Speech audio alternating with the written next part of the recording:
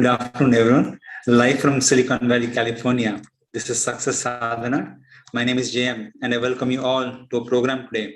I will discuss how good fortune awakens in one's life with our speaker, Vaish, a veteran Bhakti yogi, author, and former monk.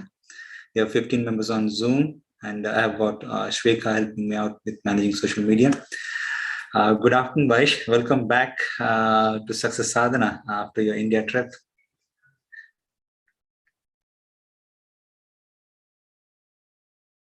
Thank you very much, JM. I'm so happy to be back.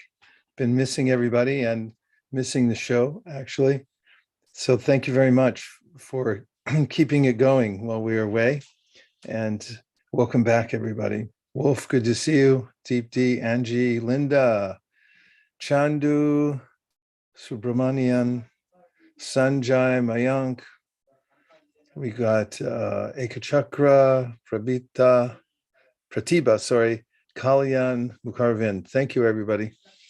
So yes, we're continuing this series on the Golden Monk.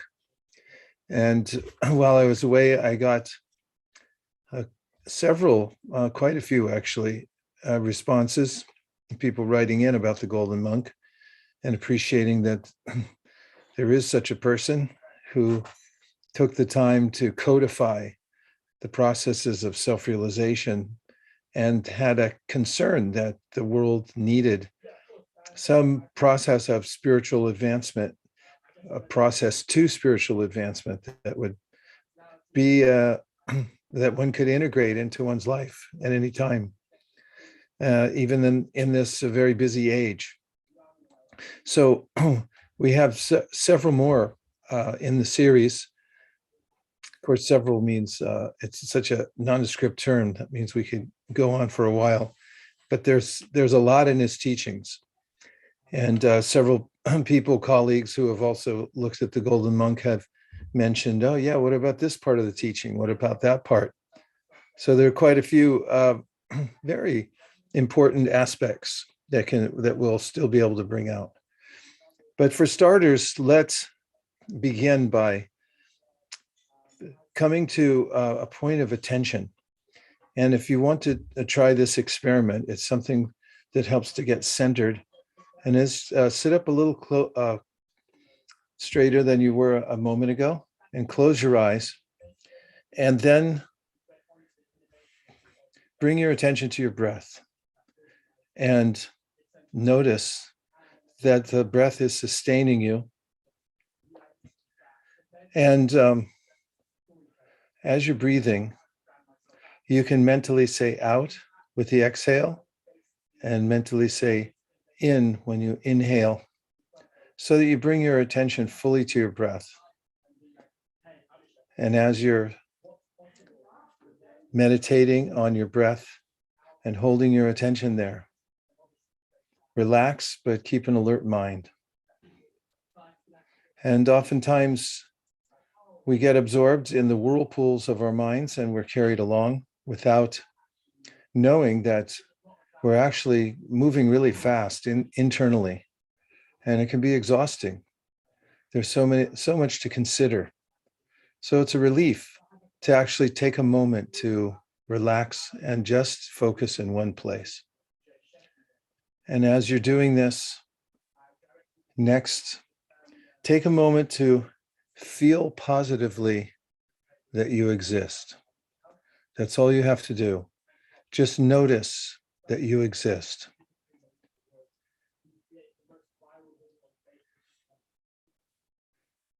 Or another way to put it, be aware that you're aware. You're a unit of awareness.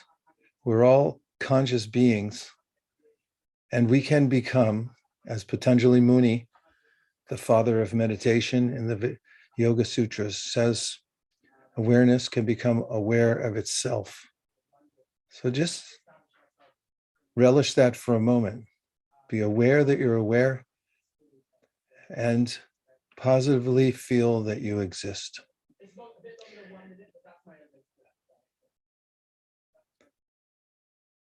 And next, as you're breathing and you're aware of your awareness, Notice that you can transfer your awareness anywhere you wish. This is your freedom.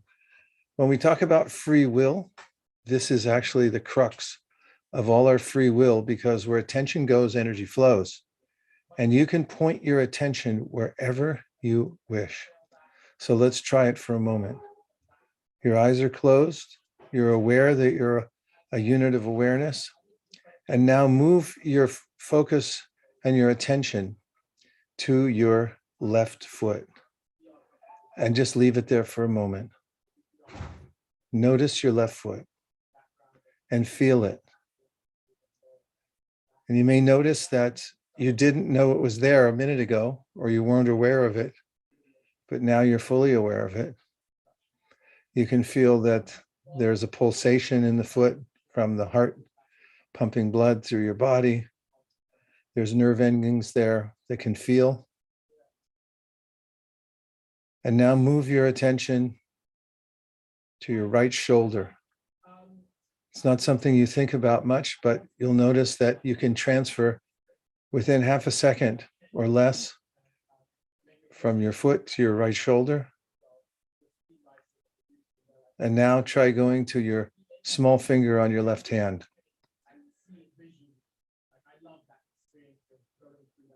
And you can see that at any time you can transfer your attention wherever you wish. And now notice your intelligence. The intelligence is described in the yoga wisdom text to be like a parent. It's always there for us. We are not our intelligence, but it's being provided to us the way a parent would provide guardianship to a child. Just see if you can notice that you're the one receiving the benefit of your intelligence. It's coming to you.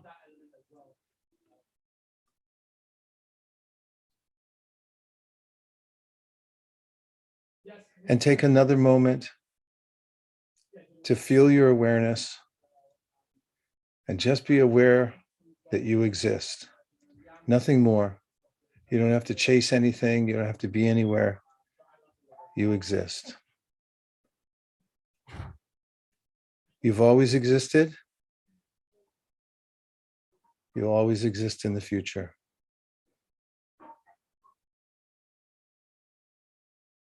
And bring your attention back to your breath. And as you're breathing and you rub your palms together, create some external sensation, open your eyes and come back into the Zoom room. And just like to hear from you how that felt. Let's see if there's any comments. I find it to be amazing, that amazing revelation that I can transfer my attention wherever I wish at any time. How do you feel?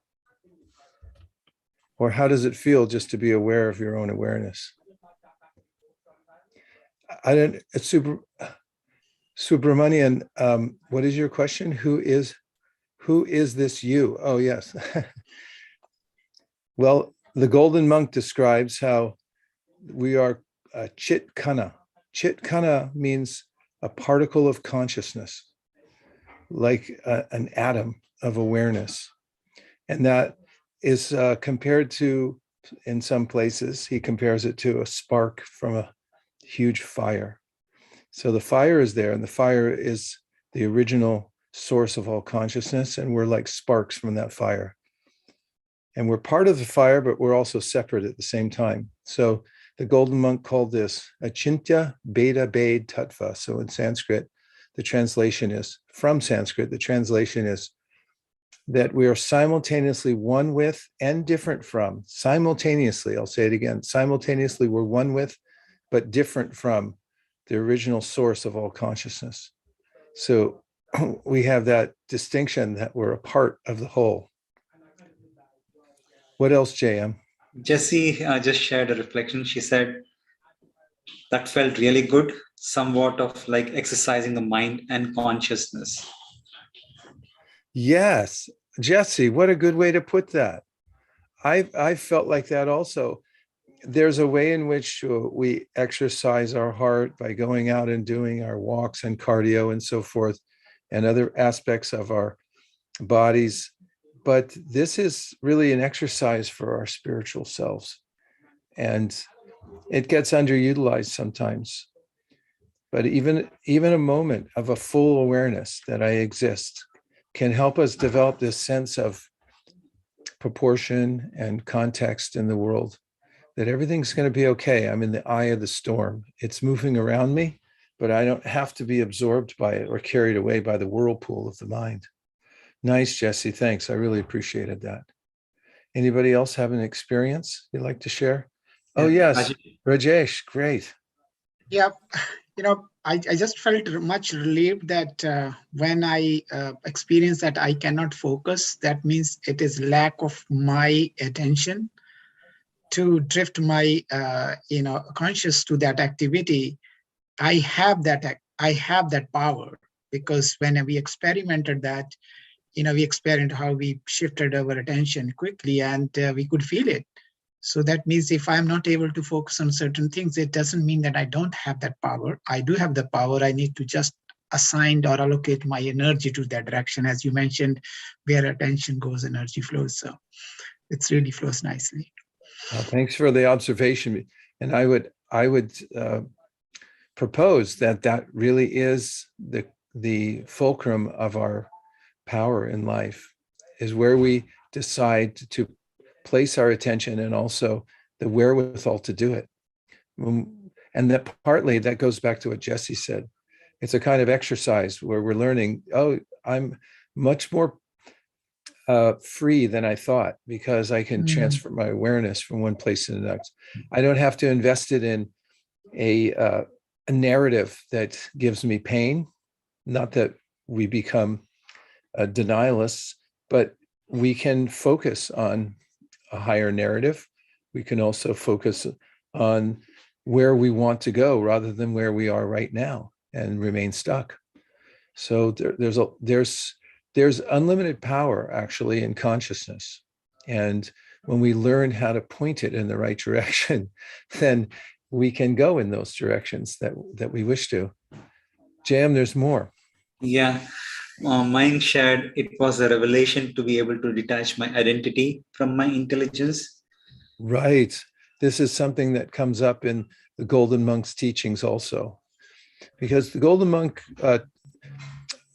used as his primary source, as all the great monks who teach the science of yoga and self-realization do.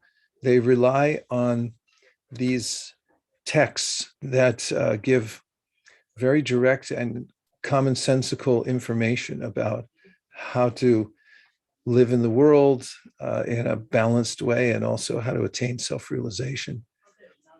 And there's a direction there that it's not that we become detached from the world, but we actually develop a sense of detachment from our own mind, because we're the executive in the body, and the mind is a servant.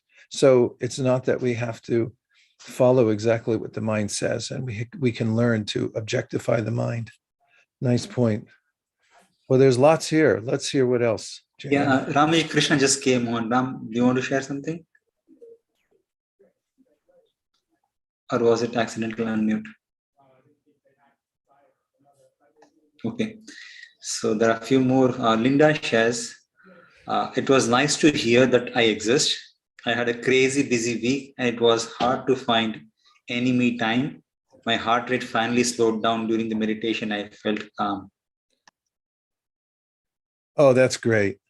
I'm glad to hear it. And it's amazing, isn't it, Linda, that just within a moment, the perspective can change. And when our perspective changes, our body changes too. We're so interconnected with the body. And there's a syndrome that describes how it is that when the mind picks up some cause for concern, then the body reacts to that. And then the mind notices the body's reaction and takes it as a reinforcement that the thing's actually as dire as it may seem. And there are different levels at which that happens. but the mind-body connection is very important because they're interconnected. And Jesse shared, I once participated in a guided meditation where the guide asked us to unhook from the place where we normally consider our consciousness to live, our eyes, head, and move down through the body one part at a time. I found this analogy helpful. It is fascinating to observe how we have the power to move this perspective throughout the body. Yeah, isn't it amazing? And I love that phrase that teacher gave, to unhook. And that some places it's described how when we follow our senses blindly and we don't take this time to unhook, we're actually like fish caught on a hook and we're being reeled in by the mind. So we have the power to actually unhook. It takes practice, though, as you said earlier, Justin. Okay, and there's one more. Yeah. Neelat said, love the choice of word. I do not need to invest in narratives that cause pain. Yeah, thanks for noticing that, Neelat. In fact, actually, in the book that we just are finishing, the last pieces, maybe you've heard me say that before, of the transcript for called The Four Questions. Questions are the answer. There's a description of this in the question, where am I investing my attention right now? And I deliberately use the word invest because we have an asset. The asset is our attention. And where are we investing it? It's going to come back to us either as something favorable or unfavorable, depending on which kind of choices we make and where we try to invest it. Just as when you make a monetary investment, you can make good or bad choices, right? Same thing with our attention. Nice. Thanks, Neelat. Thanks, everybody. That was really enlightening to hear from you all. So going on with the teachings of the Golden Monk, we are going to talk a little bit today about how the Golden Monk was expert at presenting and teaching concepts in such a way that would really stick in the mind.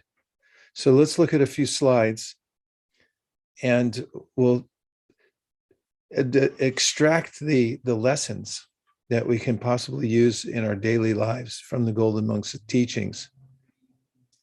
So he talks about good fortune, does the Golden Monk.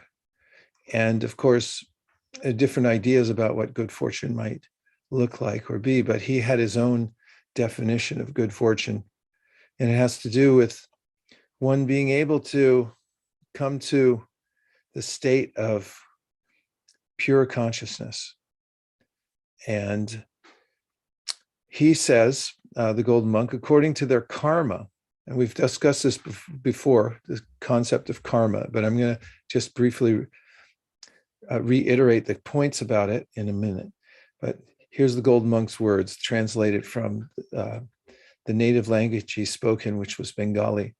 According to their karma, all living entities are wandering throughout the entire universe. Some of them are being elevated to the upper planetary systems, and some are going down into the lower planetary systems. So, of course, we have this image that you've seen before in the previous slides of a wanderer on the left-hand side. And then on the right-hand side, there's a diagram that describes how there's a middle section to the universe, and then there's upper planetary systems and lower planetary systems. And they are what are called graded realms.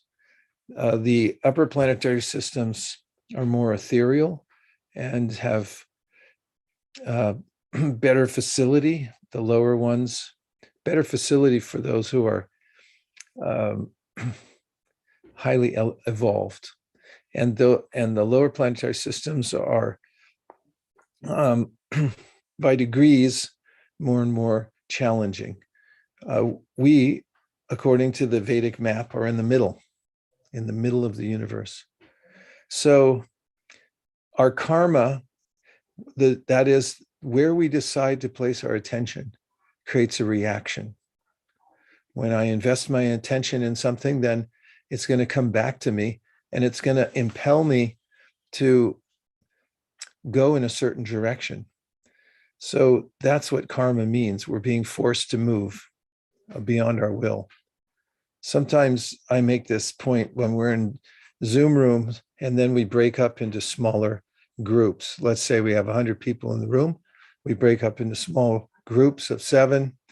And I was asked to move from one room to the next in one of the recent Zoom programs that we had. And I didn't know when I was going to be transferred. I just knew I had to go to all the rooms and be there for a minute or two. So I would be sitting there talking, and right in the middle of a sentence, I'd be transferred to the next Zoom room, which was a smaller group. And I started remembering what the Golden Monk said about how we're impelled by our karma to move from one situation to the next. And I thought of that as one of the examples of samsara, as we discussed before, the process of being moved on from one body to the next. And that's the force of karma that makes us move. Where does the karma come from? We're creating it ourselves.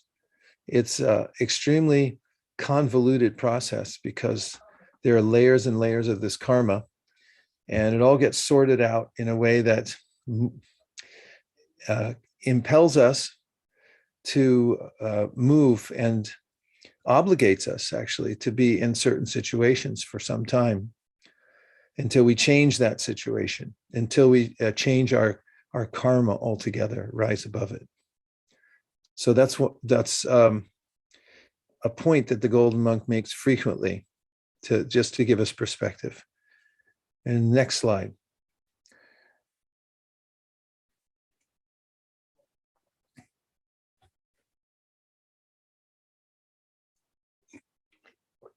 So this is in his teaching to Rupa. And you might remember that was his first very intelligent disciple who had been a prime minister and then decided to join the Golden Monk. And in his teachings to Rupa, the Golden Monk talks about how there are millions and millions of living entities that are wandering, but one of them might become fortunate by getting the opportunity to associate with what we call a sadhu. Sadhu means somebody who's got integrity, spiritual integrity, and is dedicated to the process and has wisdom. And when once one has connection to a sadhu or a spiritual teacher, which is an arrangement made for those who are sincere about understanding the higher levels of consciousness that are available in life, and to put it in a more simple way, are sincere about trying a solution to all the problems of life. That's a more visceral way to put it. If you've ever felt like, why is the world the way it is? Why is it that I have to die? Why is it that there are these ups and downs that come of their own accord and so forth? Well, there is a formula that the Golden Monk talks about, and you can learn that from the spiritual scientist who teaches, for instance, as we're talking about now, the laws of karma. Okay, let's look at the next one. So then the Golden Monk said that we're getting some higher direction from the Supreme and the Sadhu. So Supreme is there giving us this higher intelligence from within, and we also get that confirmed by the Sadhu, or the very highly experienced and wise spiritual teacher. So he said both things are important. Both entities are important. And from that association with a highly advanced spiritual personality, he said one gets this seed of the creeper of devotional service. So the seed means like a desire that actually I want to make spiritual advancement. Of course, everything starts in seed form, and a desire is a seed also. But when we're around somebody who's actually has spiritual acumen, and we feel it from them, they have integrity, then that desire to improve awakens within our hearts. And this is the beginning he described.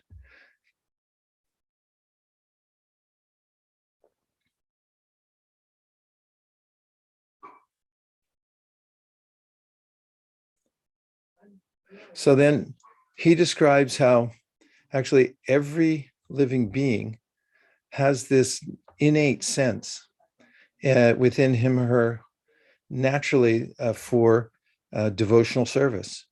It's a natural sense.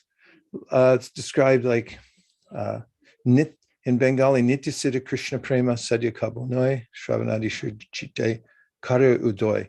It's not something we get from outside ourselves. It's our very nature to pursue love. And it's there, dormant in the heart. And we see it in every living entity. But devotional service is a very high quality of love. And it's there within the heart. You don't have to go and find it somewhere. It is you. It's there within you. Just like sometimes seeds will lie dormant for a long time, and under the right circumstances, then they come out. Have you ever seen that? It's a wonderment because the seed has been sitting for so long, apparently a dried up thing, dead. It doesn't look like it has much life to it, but then it suddenly comes to life under the right circumstances. So that's the same way with the propensity we have within our hearts, said the golden monk. A spiritual propensity, it can awaken at any time by the right association.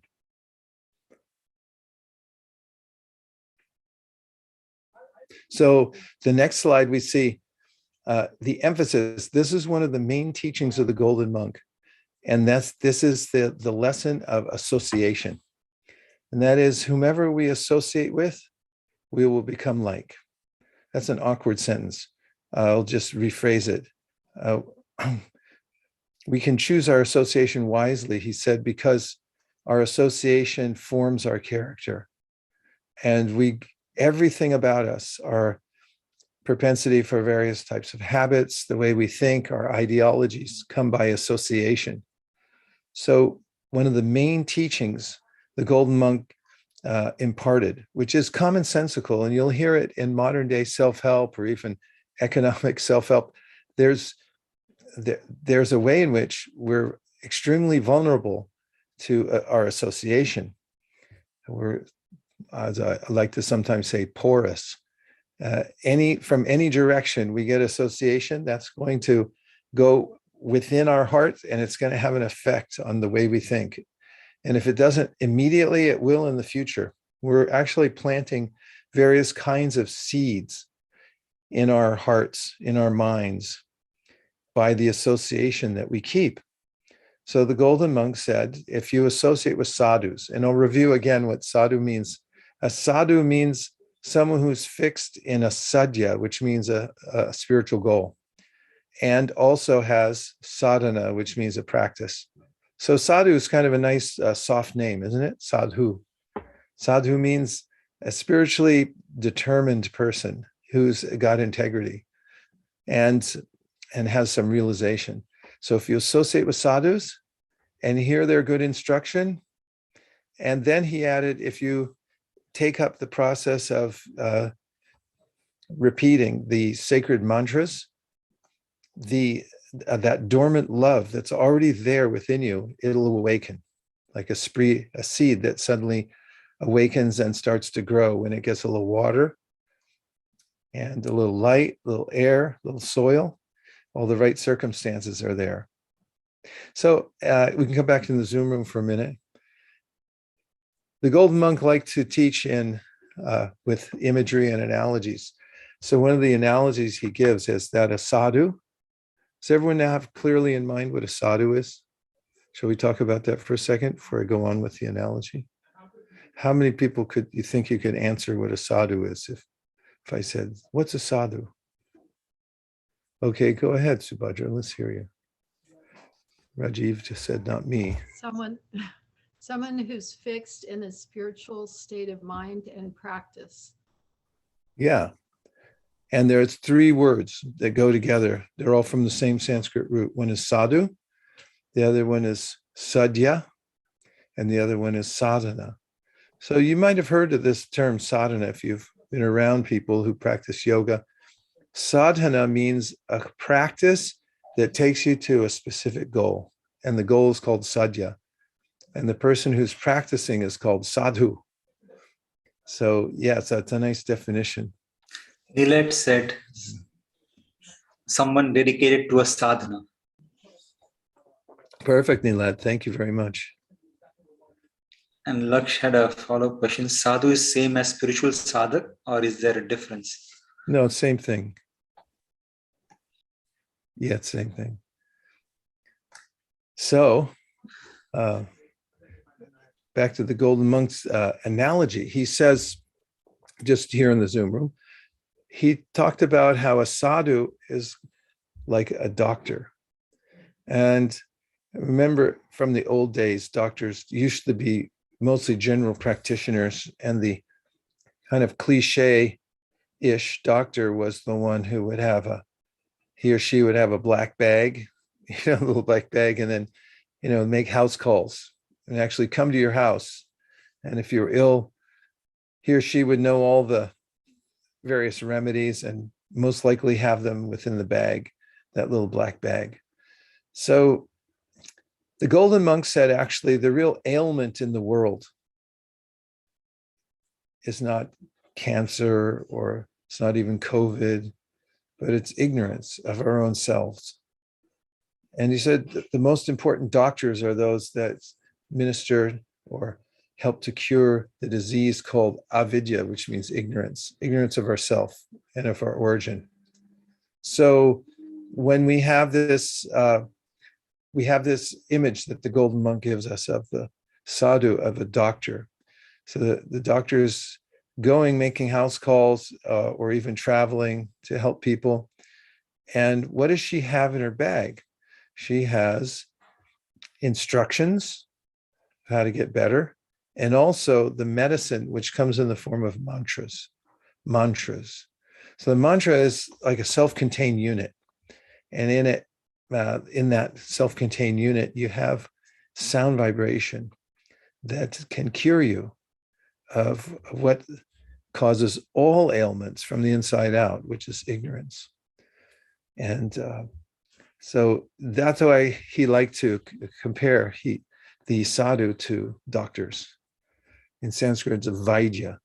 And so you meet a sadhu, it's like, I'm really messed up. Can you help me? Yes, I have instructions. Do this, don't do that. Mostly do this. A few things don't do. And then the other thing, just like a doctor will say, don't eat, right now, don't eat any cold foods till you get better. And also take this medicine, and give you a little satchel full of some herbs. You take these and you're going to be okay. And keep taking it until it's all gone. So similarly, the spiritual doctor, the sadhu, will have some mantras. Say, here, you repeat this mantra every day. This is your medicine. You take it. And also try to avoid harming your consciousness in various ways. Don't pollute it with this, and that. So that's the doctor-like quality of a sadhu that he mentioned. So he said, in the course of our lives, if we can meet such a spiritual doctor, and then just take the curative ourselves, that's the part we have to do to practice it. As Jesse said, we have to have that sense of practice and develop our willpower to actually employ, to take the medicine. Then we start to notice for ourselves that we're improving. We can notice it. Just as when you take medicine, sometimes in the beginning, you don't notice it. You think, oh, I'm going to be sick forever. Have you ever felt like that? Catch something? That's my mentality. Whenever I get sick, this is it. I'll never get rid of this. And then gradually, so I had this condition called plantar fasciitis. I think I was doing too many physical activities, pushing beyond what my older body can handle now. And so it's a strain in the fascia of the foot. So then, I went to several doctors, and finally I met one that said, here's the cure. Here's the exercise you can do. But up to that point, I was thinking, that's it. I'm gonna be walking around like like I'm 90 or something like that. But gradually, as I took the exercise protocol very seriously, I started noticing, yeah, I'm a little better. Maybe this is working. And then I started noticing, wow, it's almost gone. I could hardly believe it. I thought I'd have it forever. So, and similarly, it may seem impossible to get out of the kind of condition I'm in right now to improve, to move above the habit patterns that I've imbibed by my previous associations. But the medicine of the sadhus, if we take it on a regular basis, said the golden monk, then gradually, you'll see improvement in yourself. And then this good fortune starts to awaken. And the good fortune really means that you become self-determining and you realize what your higher potential is in life. You're not obligated to just be the same as you are now. You can improve unlimitedly by the power of this medicine and the practice itself. Let's see a couple more slides. And if anybody has any points or questions, you please just speak up because it's a free Zoom room. Okay. So these are the actual translated words of the Golden Monk from 560 years ago. He said, in this way, one acquires the seed of devotional service. And the way it sounds in Bengali, Guru Krishna Prasade Pai Bhakti Lata Bij. It's a beautiful language. I really like it a lot. And he says that with the combination of the teacher and the supreme working both in our favor, which they always do, we get this thing called prasade, which means a kind of good fortune descends into our life where we're getting favor. And then Bhakti Lata Bij, that seed of spiritual power starts to become strong in our heart, and it grows up into an actual plant that has multi-facets and which can grow beyond all the difficulties of the material world. This is kind of the poetical teachings of the Golden Monk. Okay, let's see one more. So then, with that creeper growing, he says, and I'm going to sing you this Bengali verse because it's so nice. It's poetical. He says, Mali hoy kare she bijarupan shravana kirtana jale kare she chan. So you can see the word for word in the synonym says Mali hoy, means becoming a gardener. So he's saying you should become like a gardener. Kare does, she, that, bija, again, the concept of the bij or the seed, arupada, sowing, shravana, of hearing, kirtana, of chanting, jale, with the water, kare does, sechan, sprinkling. So he said when the person receives the seed of devotional service, he should take care of it by becoming a gardener and sowing the seed in his heart. If he waters the seed gradually by the process of shravanam kirtanam, that's the hearing the mantra, chanting the mantra, the seed will begin to sprout. So we become the gardener. That's the life of the spiritual practitioner. He said it's the life of the gardener. Let's see the next slide.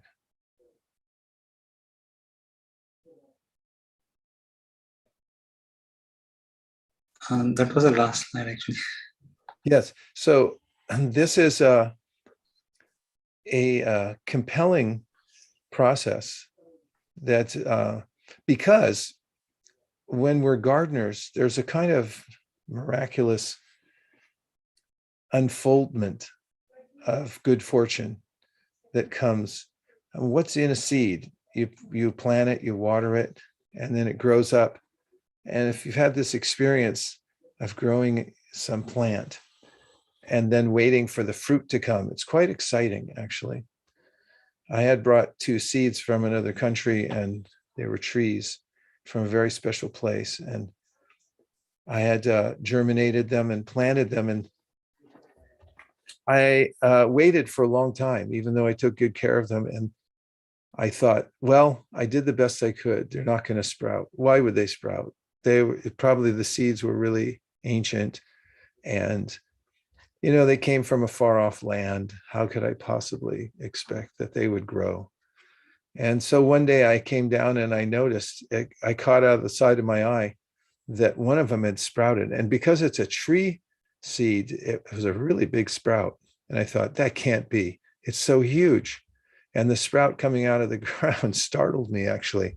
And when I noticed it was alive, I was in my greenhouse and I practically started dancing because I thought, wow, it actually came up. And I felt like I was talking to a kindred soul there who had really come to help me. And so the Golden Monk talks about spiritual practice like this, that if you're a gardener and you're just careful, follow the directions. You don't have to be expert, but at least if you follow the directions, don't do anything to kill the seed. Don't leave it out overnight in the freeze or in a place birds will eat it, but protect it and just add the water. It will do its own magical performance for you, and the fruit will eventually come that you can enjoy. And we have that in us, the possibility of growing that seed. Did something come in from Nirali? Yeah. Let's hear. Nirali asked a question. Feel that as being social animal, I feel impacted with family or friends' behavior, like ignoring or criticizing with words that disturbs that perfect bliss state. How to handle it, since I enjoy and like it when all is going well? Should we ignore bad experience? If yes, then how?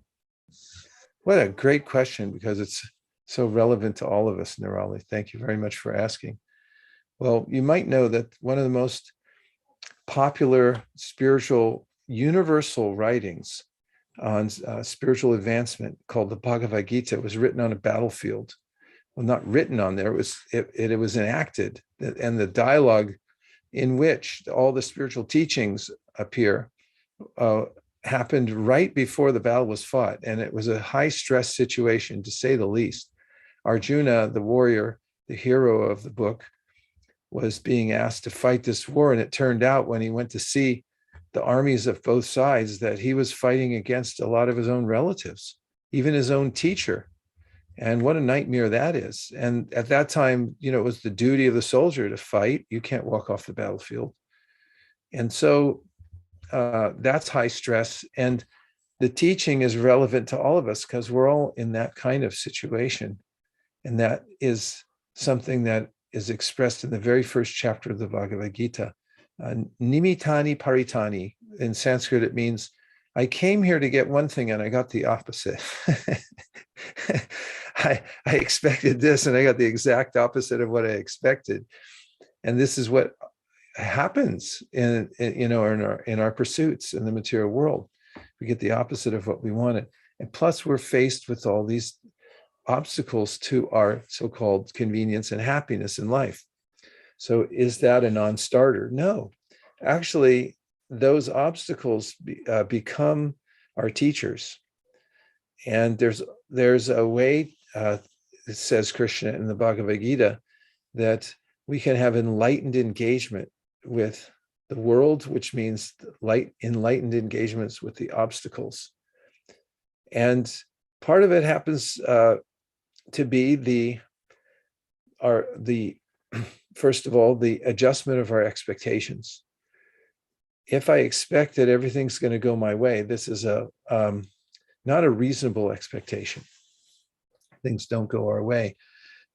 What is our way? We may have a plan, but we may not have the perceptual horizon to know what the bigger plan is.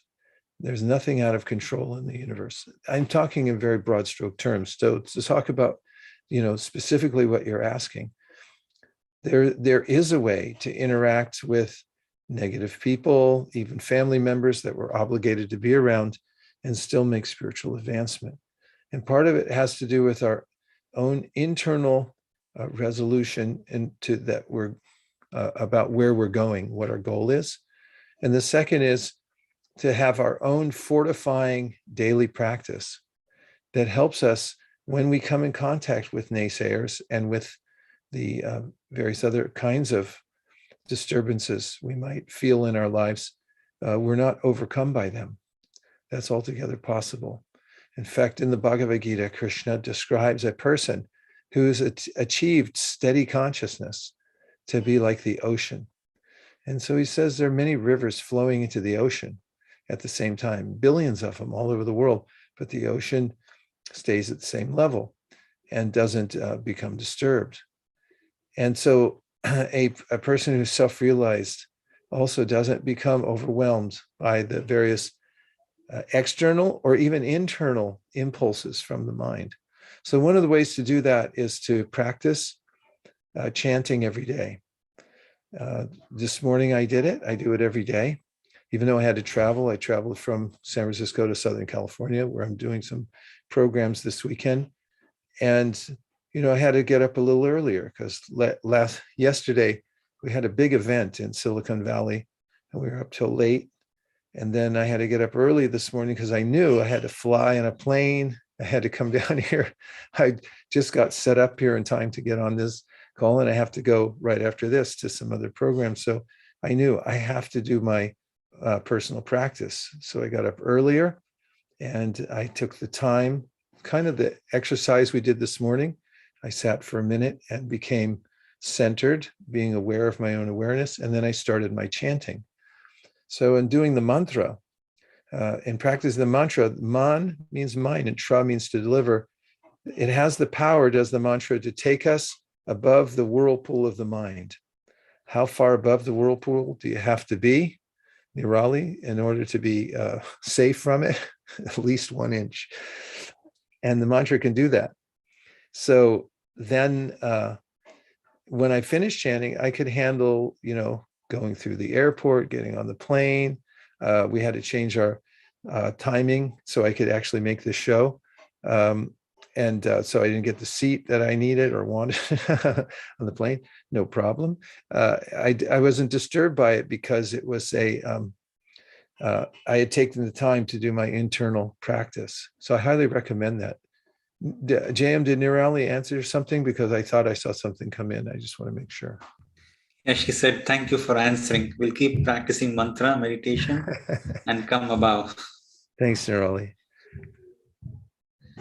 If you have any other questions, you can put it in chat box or reflection.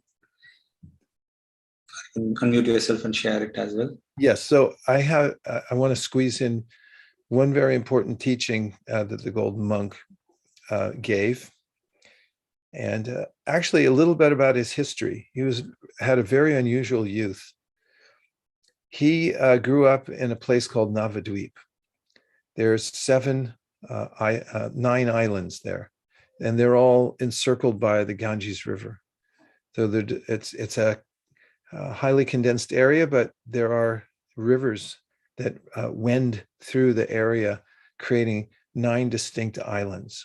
So this is known to be a very spiritual area. And the Golden Monk grew up there. And as a child, he astounded everyone because he was very scholarly. Now, I think the record I've read about in history for a kid getting a PhD is 16. I know some pretty bright people right now, kids who are on their way to getting PhDs, and they're starting like 17, 18. And however, the Golden Monk wasn't that he just got a PhD, but he also started his own college when he was 14. They were called tolls, the same thing as a college. And everyone wanted to be in his class, in his school. So he became so expert at the very subjects. He was especially commanding in the Sanskrit language, which is a very sophisticated language, even more so than Latin, if any of you have studied Latin. And everyone wanted to be in his school. They clamored to get in there at 14 years old. So the Golden Monk, when he was a youth, he wasn't apparently that spiritual because he was such an intellect that his main occupation, or I should say his preoccupation when he was young, was teaching and defeating other scholars. He loved doing that. He would go to the other colleges with his gang of students and he would defeat them, the other students and teachers. He would tie them in knots philosophically. There are detailed accounts of this that were kept by people who had diaries at the time and so forth, and he was famous for this. But he met a sadhu. His sadhu became his spiritual teacher. His name was Ishwarapuri. And so he met this teacher, and then he became so like it, that what I talked about, the bhakti lata, that seed of desire for spiritual advancement was there within the heart. And then he changed. So he was still teaching, but then he started to articulate to his students how important it was to dedicate one's consciousness to spiritual advancement. And one of the aspects that he mentioned was our speech. We create with our speech. And so he said that when we describe things that are separate in vision from our spiritual connection to the whole. I hope these aren't too abstract of concepts or the way I'm saying them. Obviously not for you, they're not so abstract, but maybe tell me if it's clear enough that if we desire to describe things that are not in our best interest or other people's best interest, he said it disturbs the mind. And there's a verse from the book he used to teach from, an ancient book called Srimad Bhagavatam. And it says that whatever you desire to describe that is pritag drisha, which it separates you from your spiritual vision, he said it simply acts with different names, forms, and results to disturb the mind the way a boat on water is disturbed by the wind when it has no resting place. It gets blown all over the place. So he emphasized how important it is to be careful with how we use our tongue and what we speak, because it will affect our consciousness. And by the same token, we can discipline our speech through the power of spiritual speech and mantra, so that we engage our mind on a higher vibration, and we can improve. Okay, now let's just see if there's any a comment or a question.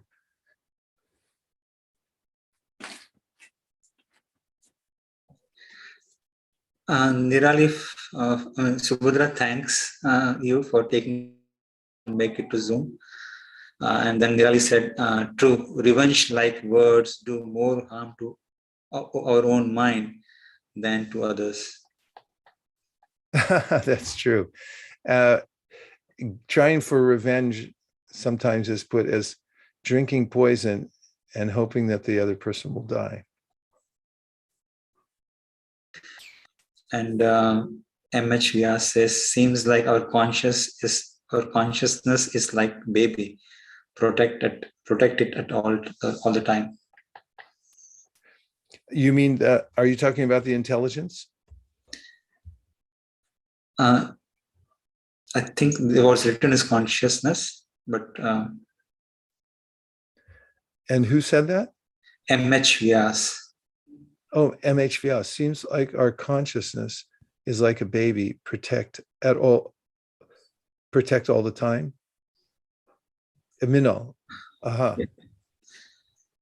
Yes, it's a nice metaphor. Baby is vulnerable and tender. So we have to be very careful about protecting a baby. You can't leave a baby alone. You have to be very careful. So same thing with our minds. We have to be vigilant about that. You just, JM, if you go back, bring back the slide deck from the first, I think you have a continuation, and I'll just be right back because I have to plug in my computer. Hold on. you can explain the narrative, the first two slides.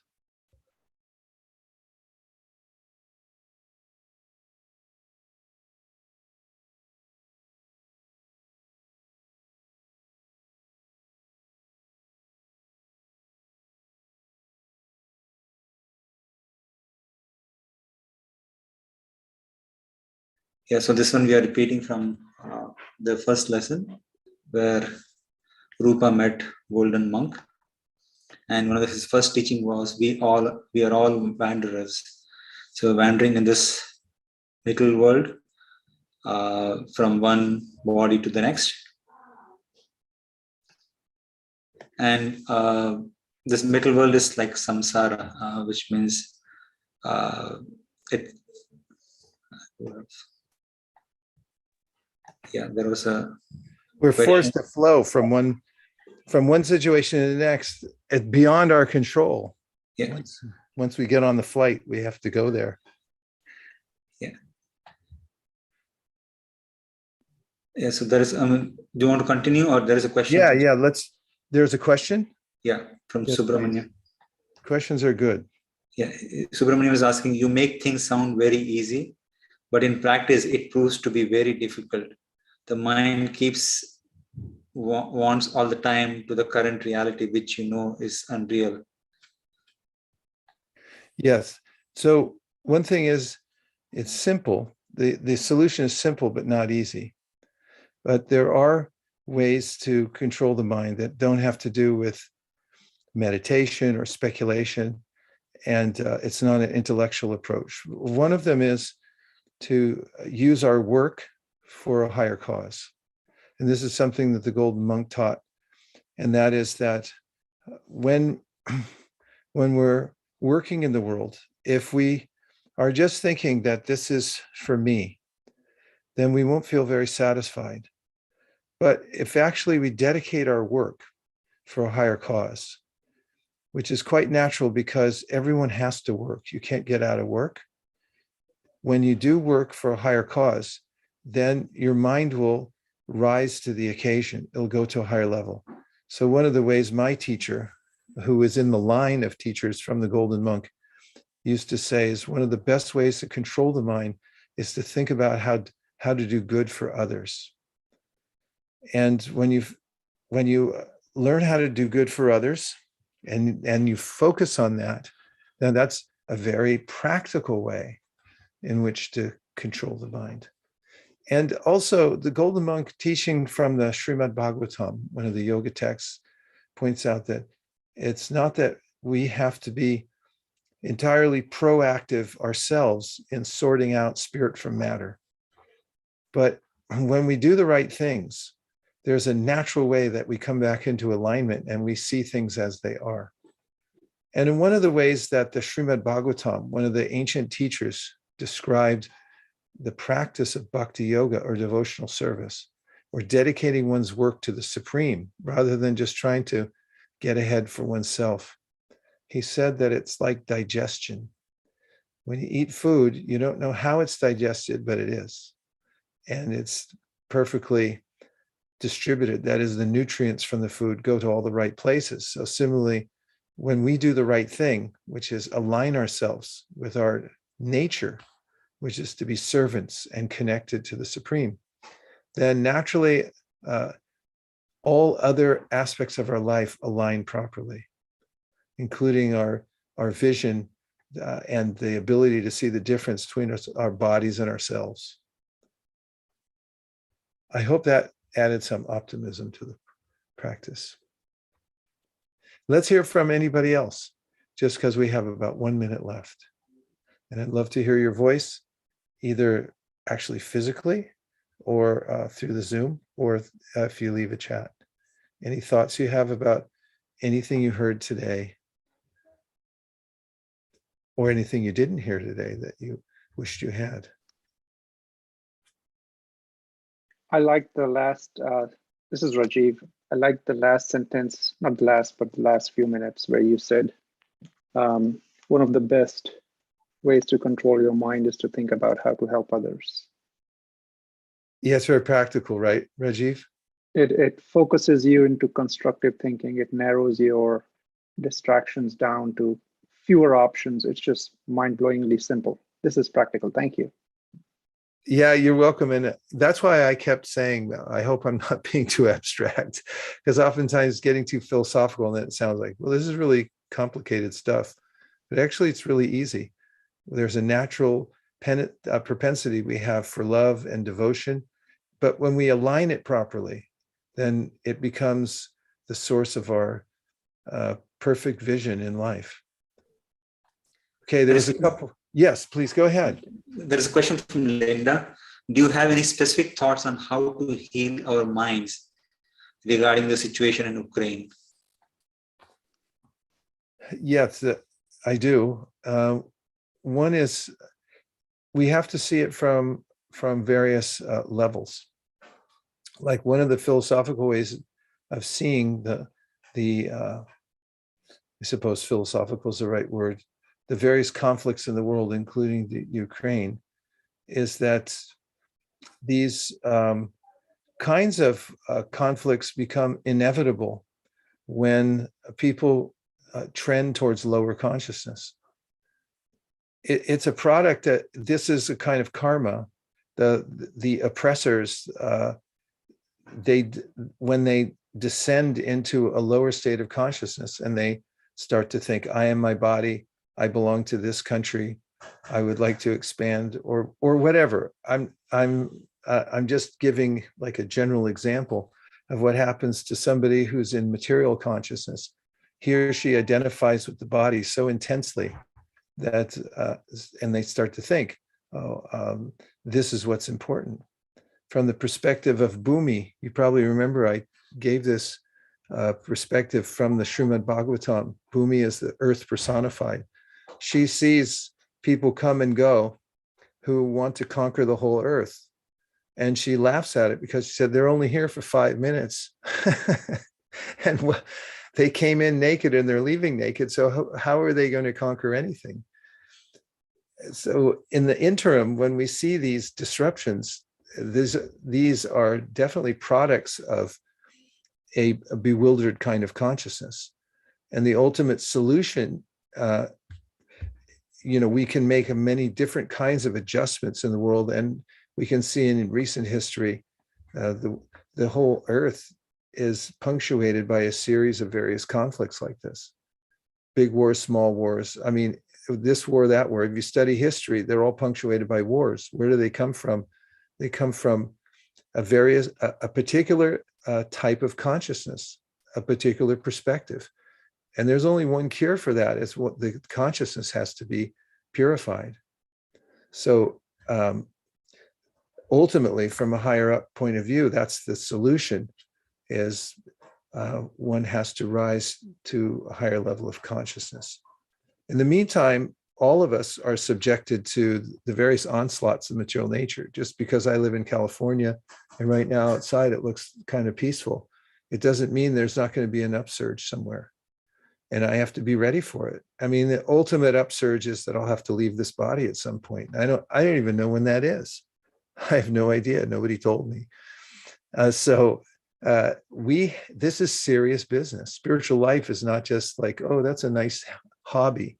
That's our real occupation in life. We have to rise above the ocean. As the Golden Monk says, we're being drowned. Remember I presented that?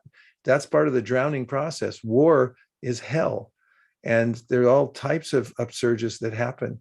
So we have to rise above that. And we have to help other people. I mean, if we want to help other people, that's the main way to do it.